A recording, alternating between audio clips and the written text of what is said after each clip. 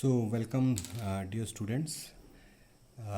In in last lectures of three phase induction motor, आप लोगों ने देखा होगा कि किस तरह से थ्री फेज इंडक्शन मोटर की कंस्ट्रक्शन होती है. We have got one stator like this. We can draw it again. We have got one stator like this, which is a stationary part. Then we have got a rotor.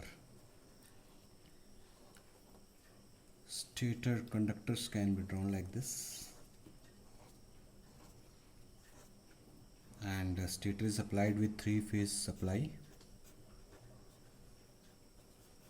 with R, Y, B, three phases, and here we have rotor conductors like this. तो last lectures में आपने देखा कि किस तरह से जब हम थ्री फेज सप्लाई स्टेटर को देंगे तो स्टेटर में एक मैग्नेटिक फील्ड प्रोड्यूस होती है जिसको हम बोलते हैं rotating magnetic field.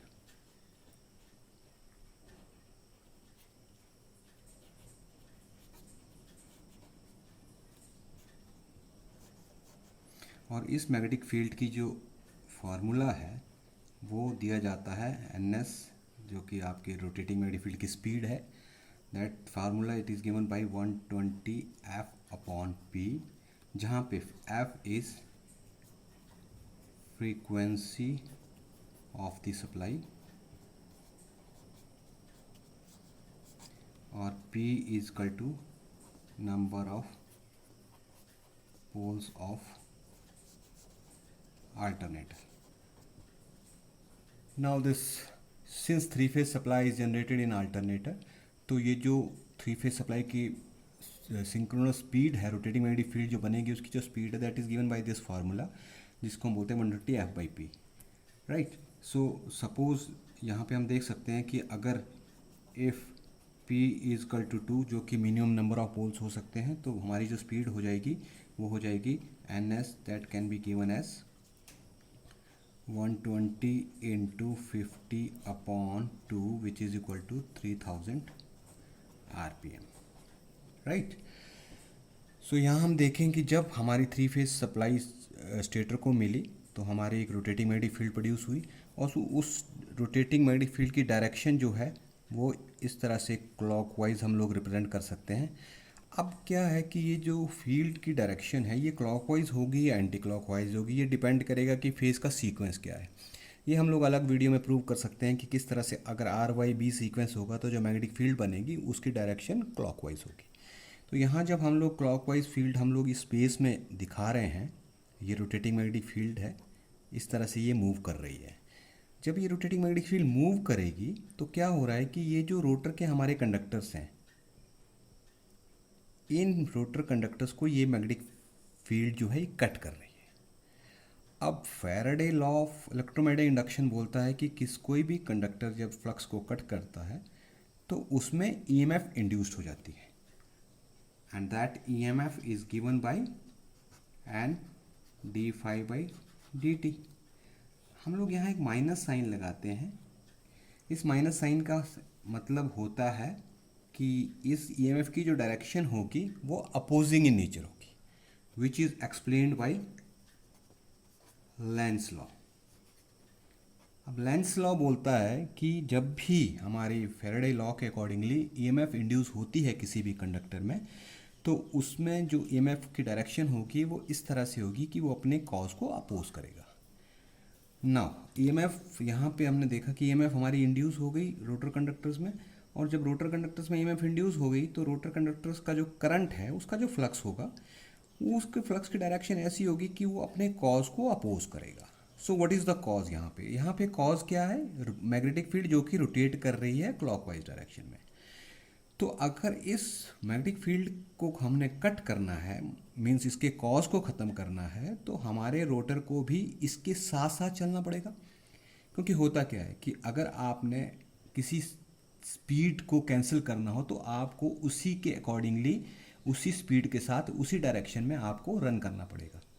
Because when speeds are in same direction there speeds get cancel up and when two speeds are in different direction their speeds gets added up, right? So अब क्या हो रहा है कि अगर इस मैग्नेटिक फील्ड की rotation को अगर आपने कैंसिल करना है तो ये रोटर इस तरह से मूव करना शुरू कर देगा with some speed which we can represent by N R, जिसको हम नाम देंगे रोटर स्पीड। अब रोटर ने घूमना शुरू कर दिया स्टेटर के साथ साथ, but rotor will never reach the speed of rotating magnetic field, because देखो रोटेटिंग मैग्नेटिक फील्ड की स्पीड है एन एस। अगर ये एन आर के बराबर कर देते हैं हम तो क्या होगा, जब ये एन आर एन एस के बराबर एन आर एन एस की स्पीड से रन करना शुरू कर देगा तो एन आर और एन एस की जो रिलेटिव स्पीड है आपस में ये लोग स्टैंड स्टिल हो जाएंगे। जब ये लोग आपस में स्टैंड स्टिल हैं इसका मतलब ये होता है कि अब there won't be any flux cutting, और अगर फ्लक्स कटिंग नहीं होगी तो there won't be any EMF induced in this conductors. इन कंडक्टरों में अब कोई ईएमएफ इंड्यूस नहीं होगा। जब इन कंडक्टरों में कोई ईएमएफ इंड्यूस नहीं होगा तो क्या होगा, ये फिर रोटर रन नहीं करेगा। अगर रन नहीं करेगा तो सारा का सारा पर्पस हमारा जो है वो अनएक्सप्लेन्ड हो गया, right. So what we can यहाँ पे हम लोग क्या कंक्लूड कर सकते हैं कि हमारे जो एन आर होगी उसकी स्पीड हमेशा एन एस से कम होगी, right. So now we come to slip. So what is slip now? Slip जो हमारी है वो है कि हमारा जो डिफरेंस है, हमारा जो रिलेटिव स्पीड का डिफरेंस है, रिलेटिव स्पीड है हमारी एन एस और एन आर की, उसका जो डिफरेंस है that is basically slip. So ये N S minus N R जो है इसको हम बोल सकते हैं स्लिप स्पीड। सो स्लिप क्या हुई? स्लिप हो गई difference between rotating magnetic field and rotor actual speed nr expressed as percentage of synchronous speed, that is ns minus nr upon ns into 100. So this is the formula for slip, right? Or we can say percentage slip, ठीक है। सो ये formula आपको याद रखना पड़ेगा क्योंकि ये slip का फार्मूला है, ठीक है।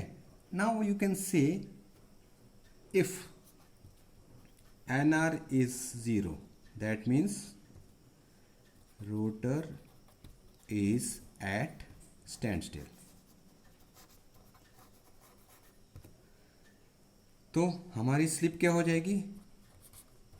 Percentage slip will be equal to ns minus 0 upon ns into 100 which is 100% or 1.